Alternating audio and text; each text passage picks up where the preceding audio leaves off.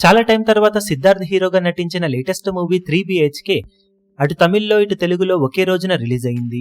Trailer release తర్వాత cinema మీద light గా అంచనాలైతే పెరిగిపోగా ఒక చిన్న క్లాస్ మూవీని చూస్తున్న ఫీలింగ్ కలుగుతుందని మేకర్స్ మొదటి నుండి చెబుతూ ఉండటంతో సినిమా రిలీజ్ అయిన తర్వాత ఎంతవరకు ఎమోషనల్ డ్రామా పండింది అన్నది ఆసక్తికరంగా మారగా ఉన్నంతలో ఒకసారి చూసే విధంగా సినిమా ఉందని చెప్పవచ్చు. కథ పాయింట్ విషయానికి వస్తే మిడిల్ క్లాస్ ఫ్యామిలీ అయిన హీరో ఫ్యామిలీ ఒక సొంత ఇంటిని కట్టుకోవాలని ట్రై చేస్తారు. హీరో తండ్రికి ఎప్పటి నుండో ఈ కోరిక ఉండగా తను తీర్చలేకపోయిన ఈ కోరిక తన కొడుకు తీర్చుతాడని అనుకుంటాడు. ఇల్లు కట్టుకోవడానికి చేసిన ప్రయత్నాలు అప్పుడప్పుడు విఫలమవుతూ రావడంతో చిట్ట చివరికి ఇల్లును వీళ్ళు కట్టుకున్నారా లేదా అన్న పాయింట్ తో సినిమా కథ సాగుతుంది. ఓవరాల్ గా కథ పాయింట్ చాలా సింపుల్ పాయింట్ అయినా కానీ మిడిల్ క్లాస్ లైఫ్ ను చాలా వరకు రియలిస్టిక్ గా చూపించే ప్రయత్నం చేశారు డైరెక్టర్. దాంతో కథ చాలా సింపుల్ గా అనిపిస్తూనే అక్కడక్కడ ఎమోషనల్ బాగానే వర్కౌట్ అయినట్లు అనిపించినా కొంచెం లెంత్ ఎక్కువైన ఫీలింగ్ కలుగుతుంది. సినిమాను మరీ ఎక్స్పెక్టేషన్స్ ఏమీ పెట్టుకోకుండా చూస్తే మట్టుకు ఓవరాల్ గా డీసెంట్ ఎమోషనల్ డ్రామాగా అనిపించవచ్చు ఈ సినిమా. ఏదైనా ట్విస్ట్ లాంటివి ఉంటాయని లేదా ఎమోషనల్ కంటెంట్ మరీ ఎక్స్పెక్టేషన్స్ ను మించిపోతుందని ఇలాంటివి ఎక్స్పెక్టేషన్స్ పెట్టుకుంటే మట్టుకు కొంచెం నిరాశ కలిగించవచ్చు ఈ సినిమా. కానీ ఓవరాల్ గా మిడిల్ క్లాస్ ఫ్యామిలీస్ కి